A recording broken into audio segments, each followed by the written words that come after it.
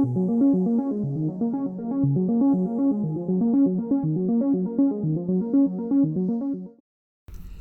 this video, let's talk about poetry types. Rhyming schemes or thematic forms can help us focus our thoughts and images. Let me share some poetry types and exercises to try. First, try to write a rubaiyat quatrain. A quatrain is a good form to start off with if we're new to poetry. A poem is made up of stanzas made up of lines. A stanza is a section of a set number of lines in a poem. A quatrain is a set or stanza of 4 lines with a rhyme scheme. A quatrain can form one stanza in a poem of many stanzas with a rhyme form like ABAB, where the end word of the first line rhymes with the third line. It can also form a complete poem of 4 lines. A rubaiyat or a rubaiyat quatrain is a special quatrain that originates in the way that Persian poets like Omar Khayyam wrote their quatrains. A rubaiyat has 4 lines, but with an unusual rhyme scheme, AABA. That means the first, second, and fourth lines have endwords that rhyme with each other, but a third line that doesn't rhyme with the rest. Here's an example of a rubaiyat by Khayyam from Ahmad Saidi's translation. Though they bedeck the world to catch your eyes, be tempted not as never are the wise. So many like you come, so many go. You'd better get your share before life flies. Now, our exercise for rubaiyat: write a poem starting from the third non-rhyming line. As an example, let me try with my quatrain that starts with this third line. Hope yet will find its way here. From that line, I need to flow into it with lines that it answers to and flow out with something in response to it. I could write, darkness feels infinite in the night, with wars of loneliness we fight. Hope yet will find its way here. Yes, hope, let in that uncertain light. Poetry type number 2, an irregular ode.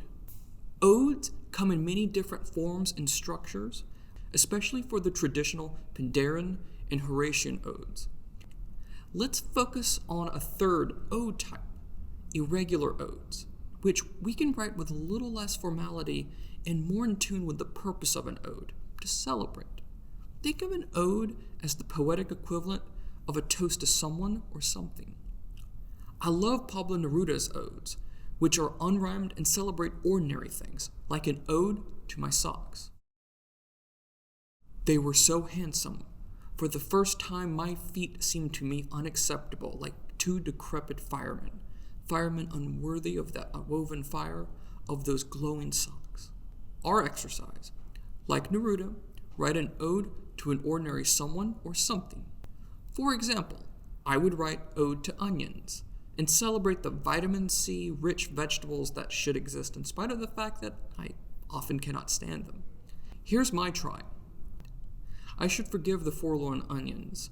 Yes, they're tactless grandfathers of flavor, interrupters, giving off too much everything, too much breath, too much sourness. Yet what wisdom they give off, even in small and fine morsels. Poetry type 3, an iambic or heartbeat sonnet.